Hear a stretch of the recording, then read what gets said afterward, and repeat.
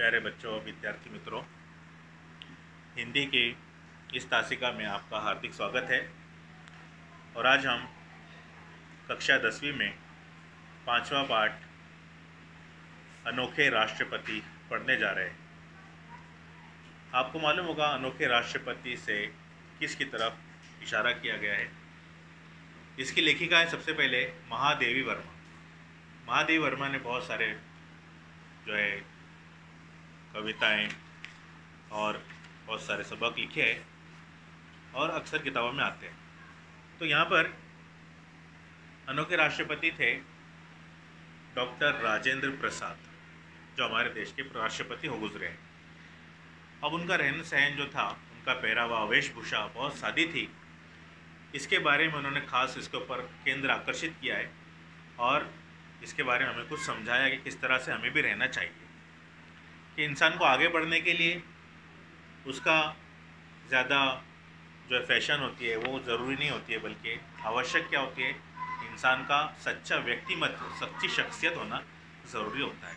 तो हम पढ़ना शुरू करते हैं। मैं पढ़ रहा हूँ, आप लोग अपनी किताब में देखेंगे और उंगली रखेंगे।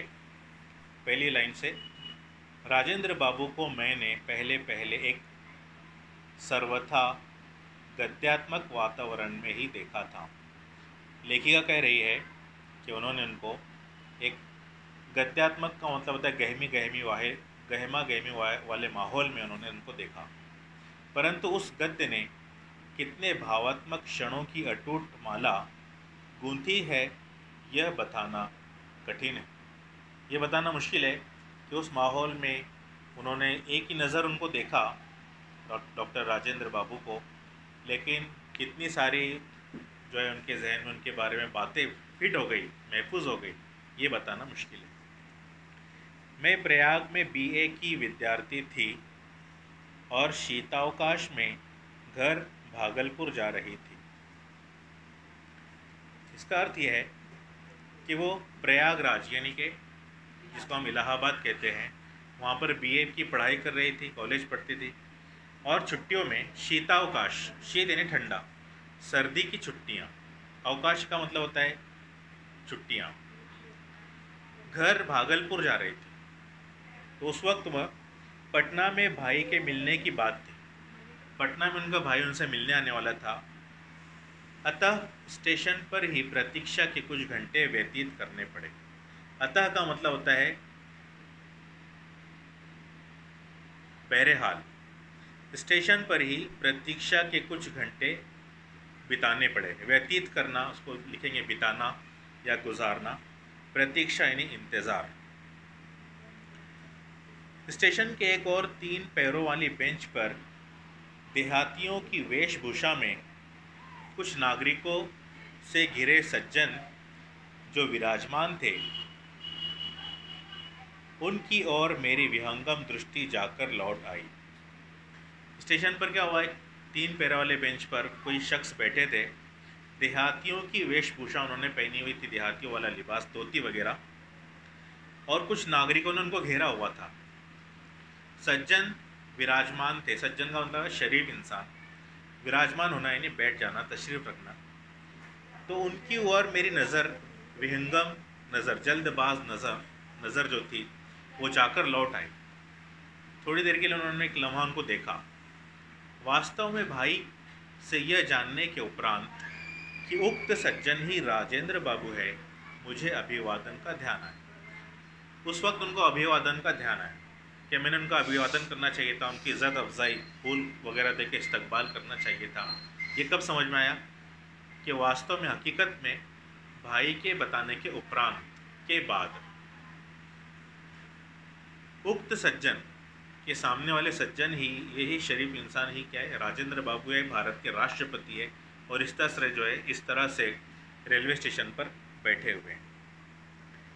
पहली दृष्टि में ही जो आकृति स्मृति में अंकित हो गई, उनकी जो पहला खाका, पहली शक्ल, आकृति का मतलब होता है खाका या शक्ल, स्मृति यानी याददाश्त, याददाश्त में अंकित हो गई, यानी क्या हो गई, प्रिंट हो गई, छप गई, कि जैसा उनको पहली नज़र में देखा तो वो आ गई।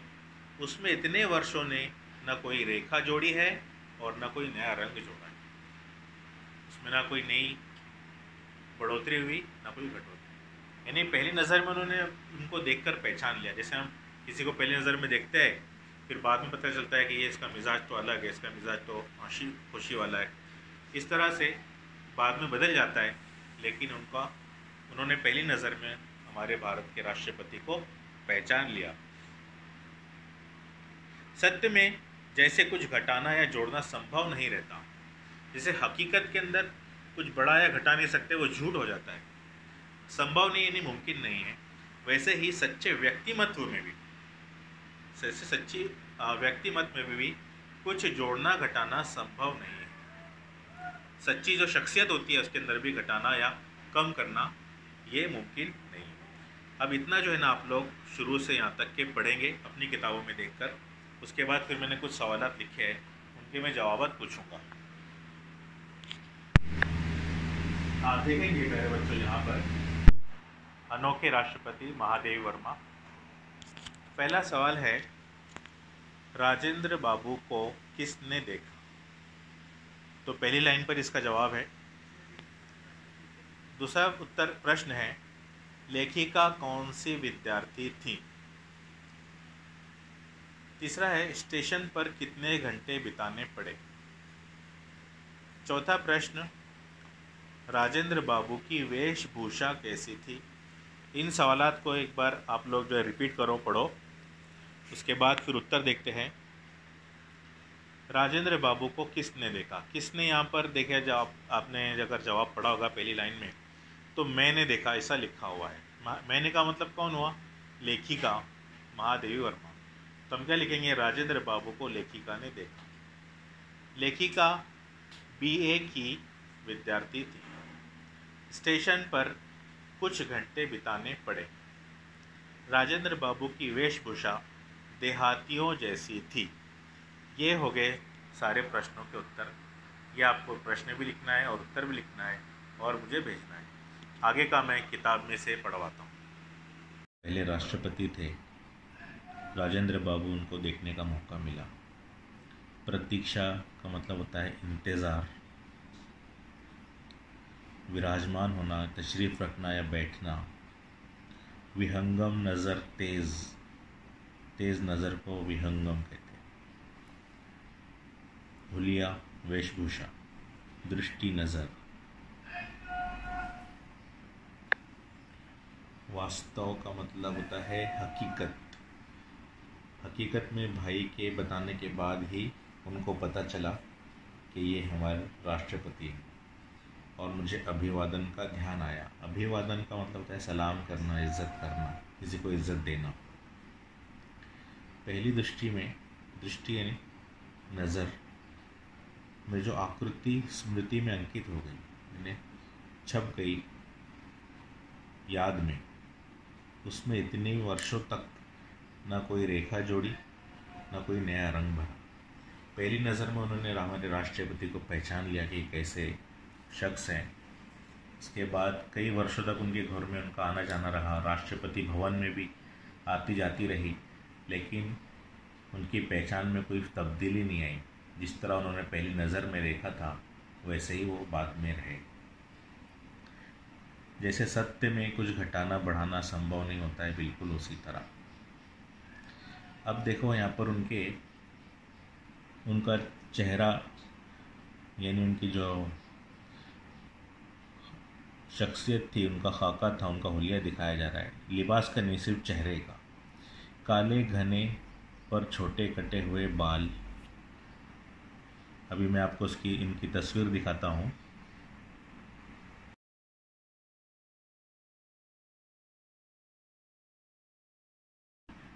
हाँ, यहाँ देखेंगे कि घनी भुकुटियों के बीच भवें, बड़ी आँखें, मुख के अनुपात यानी चेहरे के दरमियान, भारी नाक, कुछ गोलाई लिए चौड़ी ठुड्डी, कुछ मोटे सुडैल होंठ। सुडैल का मतलब होता है सुडौल, सेहतमंद।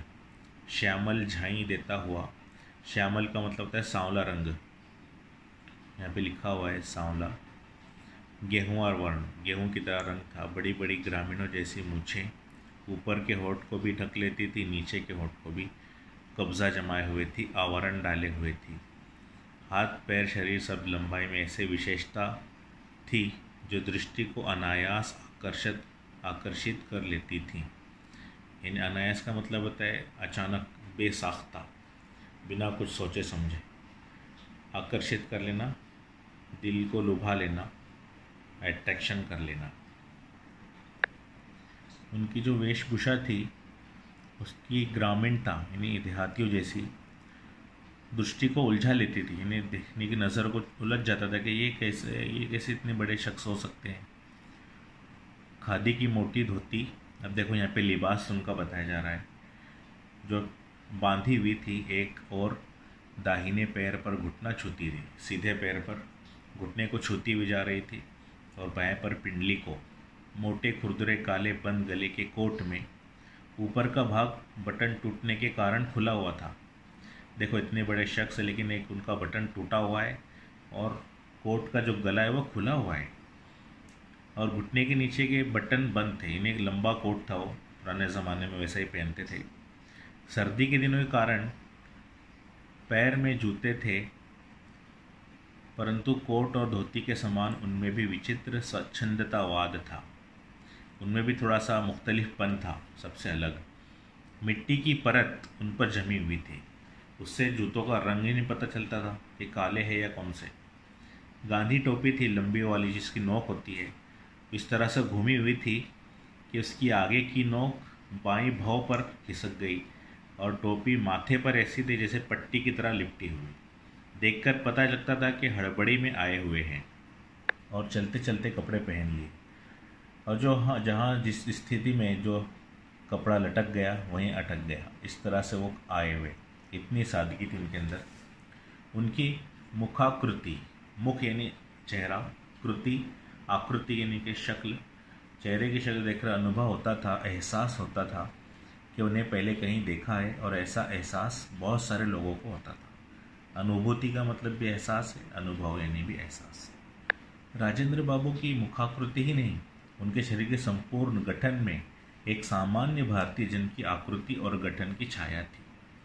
यानी उनको देख के लगता था कि ये सामान्य भारतीय है, जैसा कि भारत की परंपरा है वैसा ये शख्स है।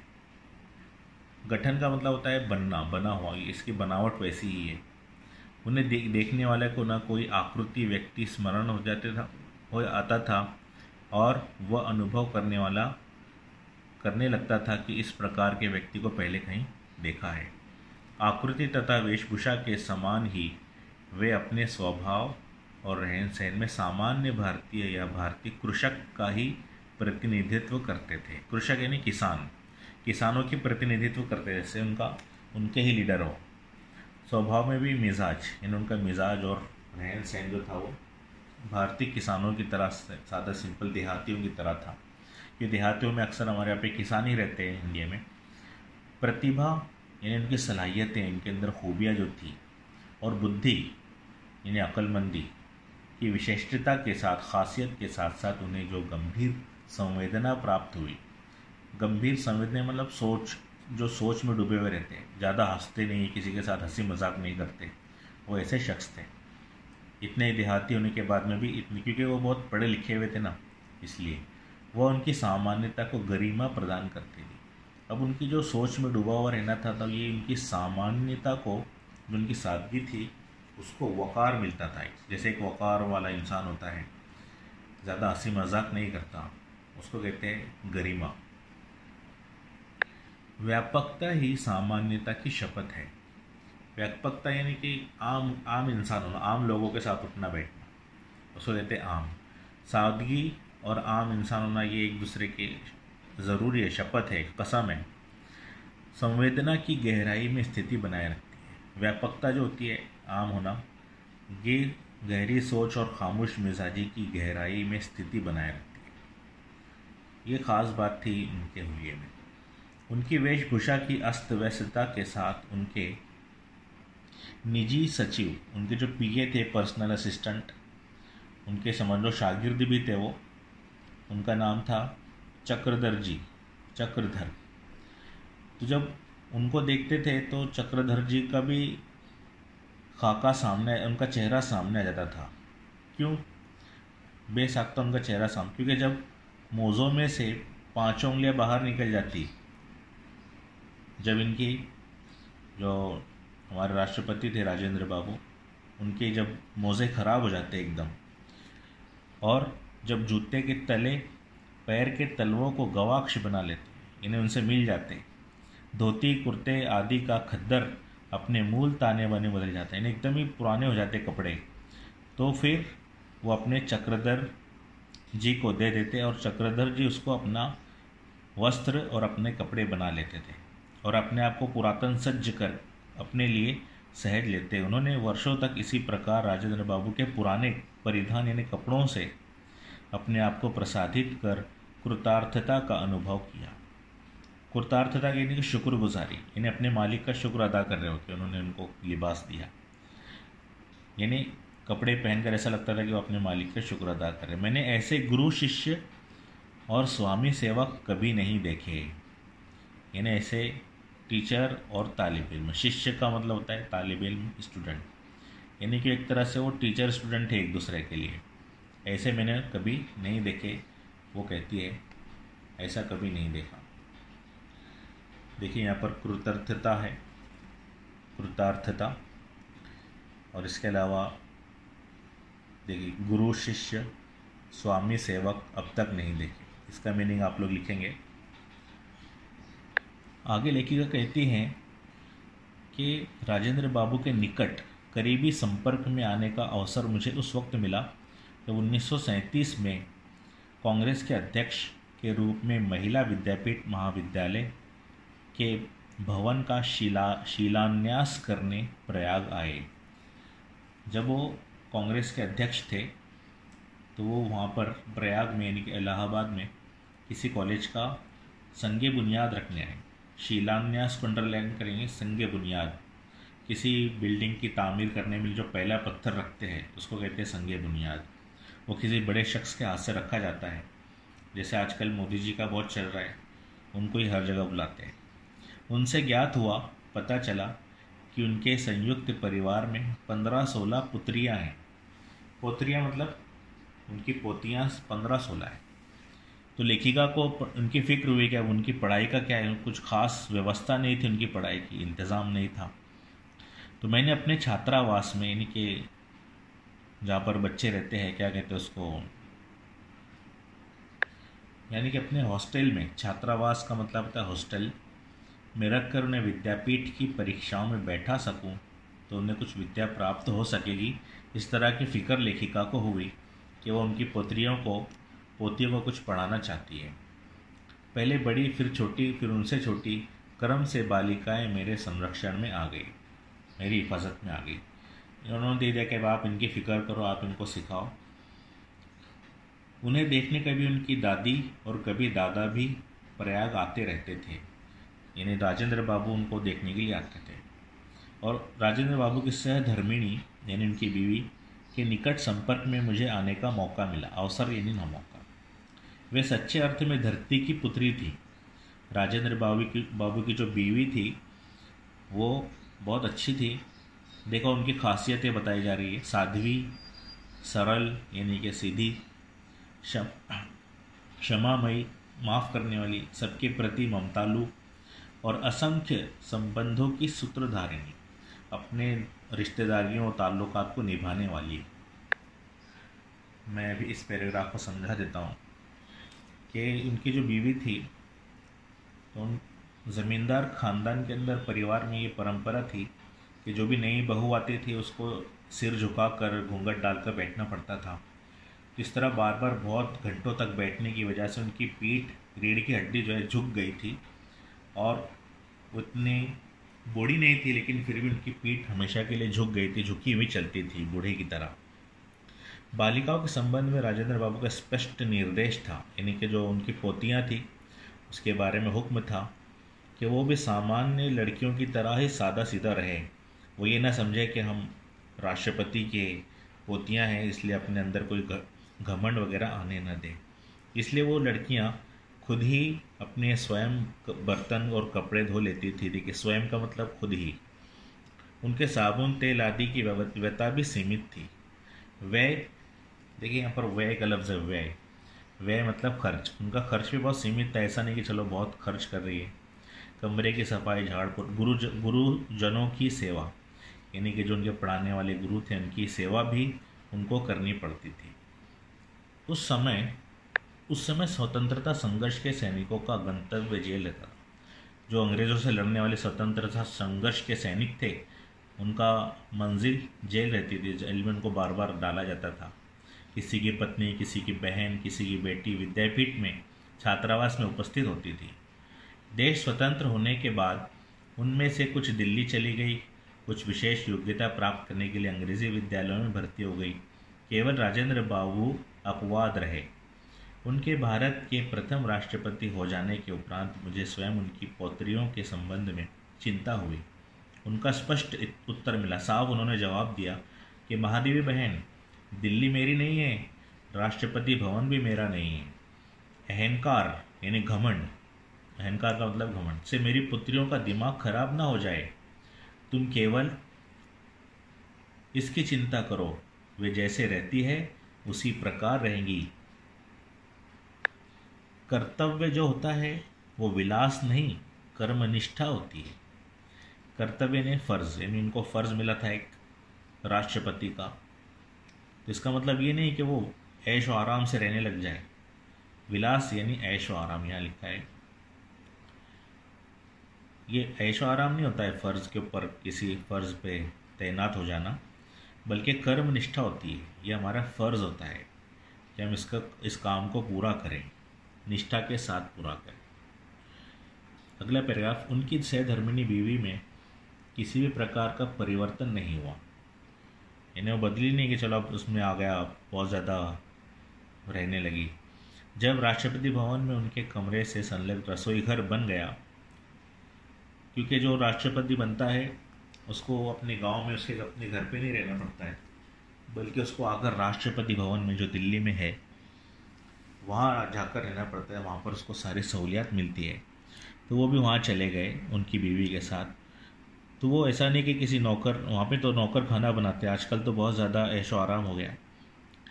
तो वो खुद उनकी बीवी जो है खाना बनाती थी और सबको खाना देने के बाद आखिरी में खुद खाना खाती थी। इस विशाल भवन में यदि अपने अद्भुत आतिथ्य की बात न कहूँ तो कथा अधूरी रह जाएगी। यहाँ पर लेखिका जो अपने खुद की बात सुना रही है कि मुझे भी वहाँ बुलाया गया, अतिथि थी, वहाँ की मेहमान थी। आतिथ्य यानी मेहमानी, यानी मेरी भी वहाँ मेहमानी की गई। प्रयागराज से वो भी वहाँ चली गई थी। बालिकाओं की दादी ने मुझे दिल्ली आने का निमंत्रण दिया, दावत दी। साथ ही प्रयाग से किसी सिरकी के बने 1 दर्जन सूप लाने का भी आदेश दिया। आप लोगों को मालूम होगा सूप क्या होता है। सूप जो है ना, लकड़ी के बने हुए टोकरे होते हैं। तो मैं आपको उनकी तस्वीर भी दिखाता हूँ सूप की, कि वो सूप को जब ट्रेन में डाला गया, ट्रेन के प्रथम श्रेणी, देखिए यहाँ पर प्रथम श्रेणी के डब्बों में, एसी वाला जो डब्बा होता है उनमें वो टोकरे बहुत ही ऐसे दिख रहे थे जैसे कोई देहाती लोग इस डिब्बे में गलती से चढ़ गए हों। लेकिन हालांकि वो तो राष्ट्रपति के घर वाले लोग थे, उनको तो राष्ट्रपति ने बुलाया था। तो प्रथम श्रेणी में फर्स्ट क्लास के डिब्बे में ऐसे सूप टांगने पर अजीब दृश्य उपस्थित हो गया, अजीब तरह का दृश्य हो गया वहाँ। उससे भी अधिक विचित्र दृश्य तब प्रत्यक्ष हुआ जब राष्ट्रपति भवन से आई हुई बड़ी बड़ी कार, ये उपहार लादे उसके ऊपर ये लादा गया। राष्ट्रपति भवन के हर द्वार पर सलाम ठोकने वाले सिपाही आंखें विस्मय, आंखें खोल कर रह जाते थे कि ऐसी भेंट लेकर कोई अभी तक अतिथि नहीं पहुंचा, न पहुंचेगा। पर भवन की तत्कालीन स्वामिनी ने मुझे अंक में भर लिया। यानी बहुत ताज्जुब से लोग उनको देख रहे थे कि ये राष्ट्रपति साहब की इतनी बड़ी कार है, और BMW जो कारें होती है इसके ऊपर ये टोकरे जैसे रखे हुए देहातियों के, पता नहीं कौन से लोग, ऐसे मेहमान तो अभी तक आए नहीं। तो ये जो लेखिका थी ये भी एक नया अजीब तरह का मेहमान बनकर वहाँ जा रही थी। अब वहाँ पहुँचकर पता चला कि वो उनका उपवास का दिन था। उपवास यानी रोज़ा, उस दिन वो कुछ नहीं खाते थे। अतः उनकी यह जिज्ञासा स्वाभाविक थी कि मैं कैसा भोजन, उन्होंने उससे पूछा कि आप कैसा खाना पसंद करेंगी। तो उन्होंने उपवास में भी अतिथि का साथ देना उचित समझकर मैंने निरन्न भोजन की इच्छा की। निरन्न के नहीं, जिसमें अनाज न हो ऐसा खाना, ऐसी इच्छा मैंने प्रकट की। फलाहार के साथ, फलाहार यानी फलों का खाना, खाद्य पदार्थों की कल्पना स्वाभाविक रहती है। सामान्यतः हमारा उपवास अन्य दिनों के भोजन की अपेक्षा अधिक व्यवसाध्य हो जाता है, क्योंकि उस दिन हम भांति भांति के फल, मेवे, मिष्ठान्न आदि एकत्र कर लेते हैं। ये देखिए, फल, मेवे, फल तो आपको मेवे क्या होता है, जैसे काजू बादाम वगैरह होते हैं। मिष्ठान्न यानी कि मिक्स किए हुए जो अन्न होते हैं, जैसे चिवड़ा वगैरह, चटपटी चीज़ें, ये सब उसके अंदर आ जाती है। तो जब उनको बुलाया गया राष्ट्रपति भवन में, तो उन्होंने इस बात की ख्वाहिश की कि जैसा आप लोग खाना खाते हैं इसमें उपवास में, वो भी मुझे भी वैसा ही चाहिए। अब देखिए आखिरी पैरा, मुझे आज भी वह संध्या नहीं भूलती जब भारत के प्रथम राष्ट्रपति को मैंने सामान्य आसन पर बैठकर, एक सादी कुर्सी पर बैठकर, उपवास के उपरांत केवल कुछ उबले हुए आलू खाकर पलायन करते हुए देखा। कि उन्होंने सिर्फ उबले हुए आलू खाए। मुझे भी वही खाते देखकर उनकी दृष्टि में संतोष और होठों पर बालकों जैसी सरल हंसी छलक उठी। जीवन मूल्यों की परख करने वाली दृष्टि के कारण उन्हें देश रत्न की उपाधि मिली। उपाधि का मतलब होता है पुरस्कार, इनाम। और मन की सरल स्वच्छता ने उन्हें अजात शत्रु बना दिया। उनके बाद प्रश्न उठता है, क्या वो सांचा टूट गया जिसमें ऐसे कठिन कोमल चरित्र ढलते थे, जिसने इतने अच्छे इंसान बनते थे? क्या वो सांचा अब नहीं रहा? और हमको मालूम है कि अभी भी हमारे एक और राष्ट्रपति गुजरे 5 साल पहले, डॉक्टर APJ अब्दुल कलाम, वो भी वैसे ही थे। उन्होंने भी बहुत अच्छा अपना सादा ज़िंदगी गुजारी और अपने जो भी मुआवजा सरकार की तरफ से मिलता था उसको पूरा के पूरा सरकार की ही तरफ लौटा दिया। अपने ऊपर कुछ भी खर्च ना किया, और यहाँ तक कि जब उनका इंतकाल हुआ तो कोई भी प्रॉपर्टी अपने पास उन्होंने नहीं छोड़ी। अब हम इसके कुछ सवाल जवाब देखते हैं। इस पाठ के प्रश्न उत्तर मैं आपको अगले वीडियो में करके दिखाऊंगा, क्योंकि वो बहुत ज़्यादा है और वीडियो हमारी बहुत लंबी हो जाएगी। इसलिए इस वीडियो को आप लाइक, शेयर, सब्सक्राइब करेंगे तो वो वीडियो आपको खुद ब खुद ही मिल जाएगी। धन्यवाद।